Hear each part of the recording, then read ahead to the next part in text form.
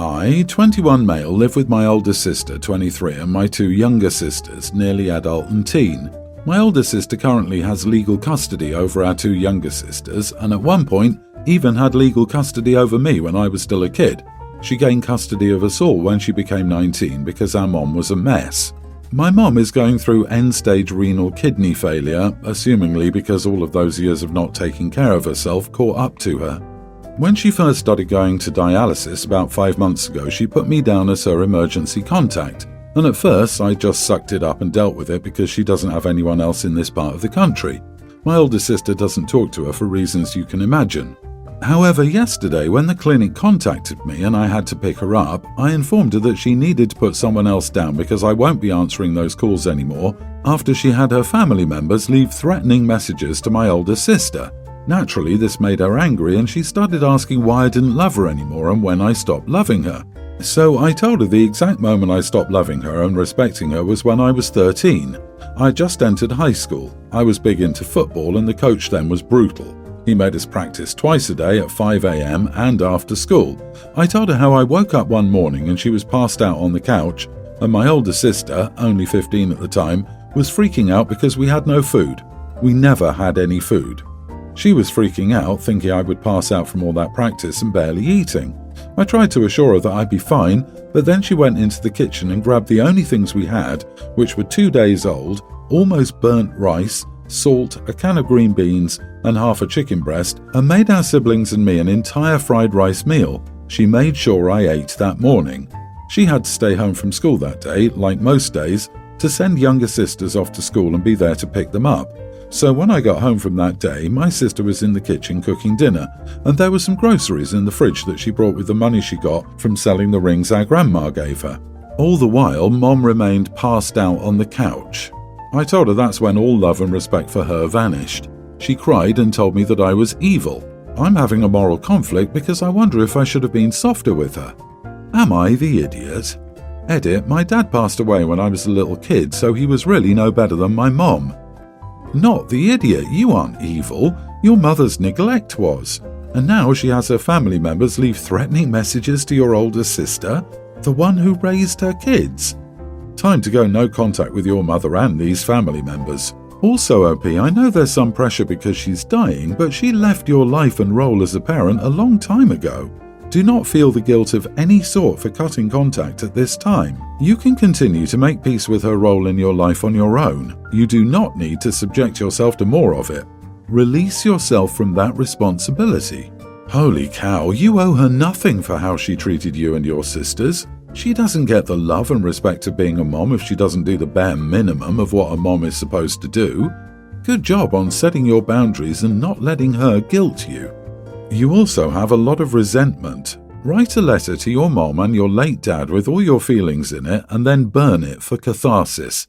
As you watch the flames, focus on releasing the hurt and resentment. I have two daughters, Maddie, 30, and Jess, 28. They're both beautiful young women with a lot going for them. Maddie got married in the summer of 2021, while Jess got married this past December.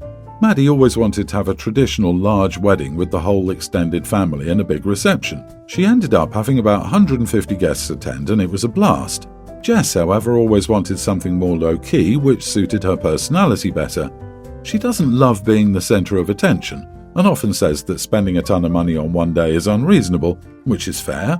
However, from the time they were little, my spouse and I saw that coming and were okay with it. Planning Maddie's was a lot, so we were honestly a little relieved when she told us. She had a very small wedding, but rented out a space for a celebration a week later. She invited relatives too. Due to a few factors, which I believe would be doing it in the winter versus summer, not inviting people to the real wedding, and just being less of a social person her whole life than Maddie, not as many relatives attended Jess's event. We have a large extended family, but only about 1/3 of the relatives who attended Maddie's wedding attended Jess's event. She also received less money gifted. Maddie told us that from family members, she and her husband got about $25,000, which they put towards a down payment, while Jess got some money but just a few thousand, mostly from her grandparents. Jess was complaining about it this weekend and saying how the favoritism that Maddie got was unfair, said that it was proof that the family doesn't care about her, and to be honest, she sounded a little bratty. I told her she shouldn't be surprised that people she chose not to include in her actual wedding weren't willing to travel to the other event or be as generous, and that she should be grateful people came at all and that her parents paid for everything. I told her she should be thankful for having no expenses and still getting a few $1,000s. Jess didn't take that well and called me an idiot and has been very, very upset. I personally think she's being a little overdramatic and will get over it, but Maddie told me I was being a little harsh, even if what I said was true. Am I the idiot? Edit. For Jess's event, we rented out a restaurant's event space. There were drinks and hors d'oeuvres, but it was not a traditional wedding reception, i.e. no full meal, dancing, DJ or band, wedding party speeches or anything else. She wanted this, and my spouse and I paid for it entirely. Not the idiot. Why would your family give money to a couple who didn't even invite them to the wedding? The cash gift was just that, a gift. They're lucky to have received more than they spent on the wedding, which was paid for by their parents. A wedding is not a gift grab, and if she was relying on a lot of cash gifts, she should have thrown a bigger wedding. Did she really expect people to come in from out of town for dinner at a restaurant after they'd purposely been excluded from the wedding, and then she didn't even have a vow renewal or something? LOL. Sounds like the event post-wedding was just to get money from family. Jess made her choice, and I wholly support her doing what she wants for her wedding, but this is the consequences part of making our own decisions. Your extended family is allowed not to attend the wedding, or to give no gift, or give a lesser gift, and your daughter likewise is allowed to feel hurt by the apparent favoritism. You had no reason to invalidate her feelings. I am shocked that the size of a wedding gift is accepted by so many as something you decide in proportion to how absurdly big a wedding is. OP, you are the idiot if one daughter receives significantly more money from you than the other just because the second didn't want as big of a party. Someone being an introvert doesn't mean they should get less money. The fair thing to do would have been to give her the same total amount and let her use the difference as a down payment. Yeah, your family enabled one kid to put a down payment on her house. The other kid barely got enough for a down payment on a used Honda Civic. This is justified because one threw a better party. The values expressed there are messed up. Your daughter's entitled to the money. She is 100% entitled to her feelings. My brother and his wife have 3 kids, a tween male and 2 younger females. His wife also has a teen son from a previous marriage. My brother also has a daughter from an earlier relationship, Addie, tween. My brother hasn't met or spoken to Addie until she had to move in when she was a pre-tween after CPS removed her from her mom's house. When she moved in with them, I got her the cheapest phone I could find and told her she could come over whenever she wanted and to call me so I'll pick her up. One thing that's always driven my brother and sister-in-law crazy is that Addie will not call them mom and dad. Instead, she's called them Mr. and Mrs. last name since meeting them. The therapist always said not to force it on her, but that didn't stop them from strongly encouraging it. Naturally, this made Addie feel uncomfortable at home and start to spend more time at my house. We've been doing at least 3 overnights a week at my house for the past 3.5 years. Well, I guess my brother and his wife started to see her more as my kid than theirs. They'd all go to the beach and forget to invite Addie because she wasn't here, or choose family activities that they knew she wouldn't like, so she'd come back to me. Now, one of Addie's biggest fears is cats. Nobody understands it and no amount of therapy has been able to fix it, but she cannot be anywhere near a cat. Well, I guess her dad forgot about her fear like he forgot to invite her to go out the other day, and they came home with a kitten. Addie wasn't told about the kitten and went home for the night. She went to use the bathroom in the middle of the night and saw the kitten. She was screaming, which woke everyone up and scared the kitten into running out of the bathroom and caused her dad to get mad at her. He started to yell at her and she ran out of the front door at 12:30 at night. Nobody thought to stop her or even see where she was going. She ran to my house, woke me up and told me everything. I couldn't calm her down, so I stayed up all night with her. She finally passed out that morning, so I asked my daughter to watch her and went to my brother's house. I screamed at him and his wife, called them horrible parents and said that this was why Addie refused to call them mom and dad 4 years later. They slammed the door in my face and refused to talk to me, and sent Addie a text saying she had to choose between them and me. She's been a wreck the past few days to the point where I can't leave her home alone. I felt horrible and I wondered if I was the idiot for screaming at them. Not the idiot. It sounds like your brother doesn't want the responsibility of being a parent to this child and is perfectly happy to let you do it. OP, at this point, I get a lawyer and try to get custody. Your brother should be paying you child support, and that kid should have a stable home without parents who torture her. He then texted that child that she has to pick the father who will mistreat her or lose him and stay with the safe person. You are the better parent here, but there's no way that ultimatum isn't going to hurt.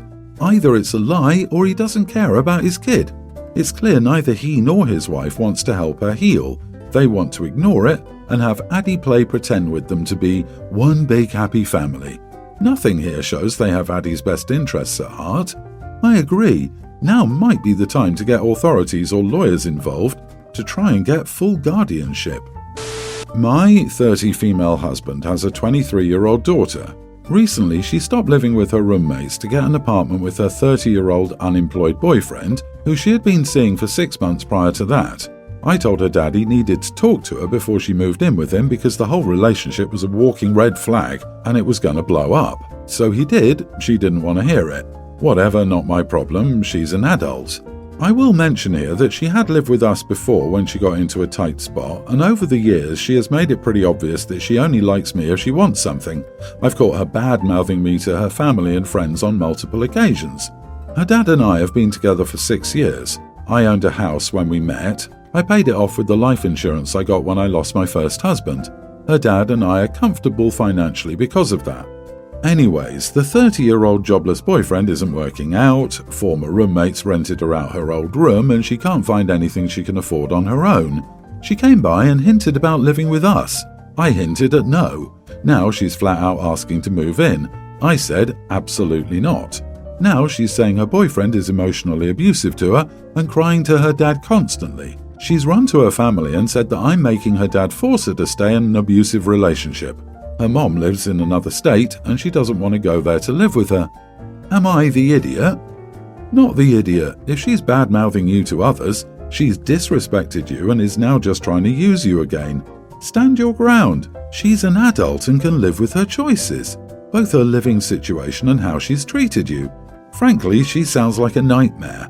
Why is living with you the only option? Can't your husband help her out monetarily so she can get a new apartment? She can't afford an apartment. She was renting a room for a good price, but she gave that up to move in with this idiot. She can't find anything she can afford in our area, the 9th most expensive city in the US. My husband doesn't want her to live here either. I see exactly where you're coming from, and good on you for trying to mitigate this problem before it even began. However, the fact is that this is a bit of an age gap. 23 and 30 makes me concerned that he may be abusive.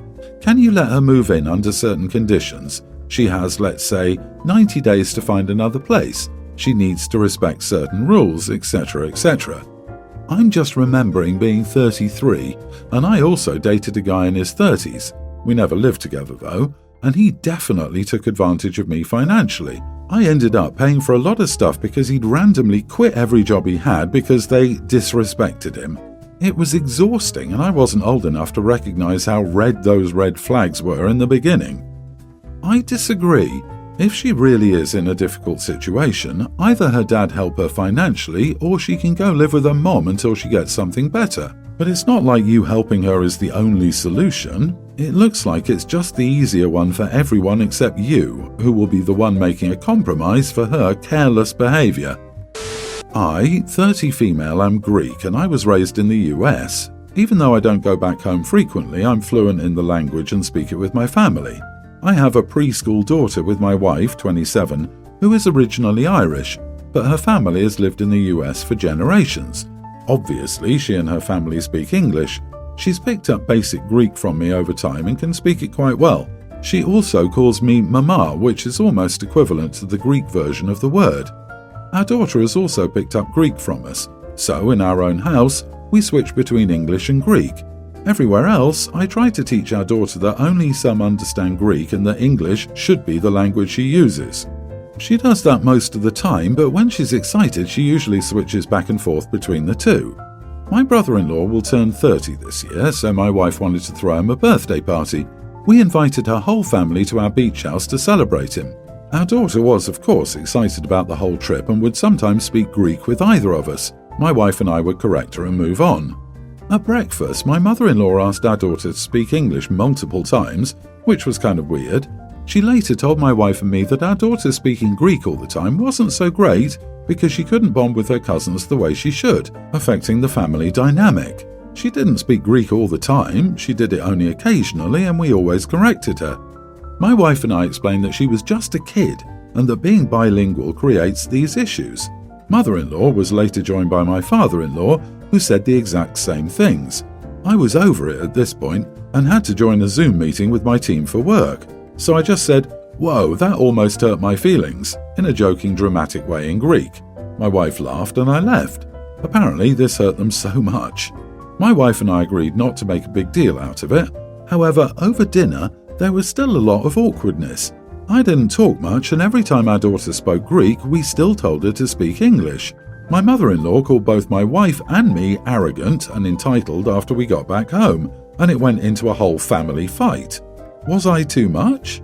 Not the idiot. My daughter is raised bilingual, French and Dutch. When she was young, she would mix the language, but she grew out of it.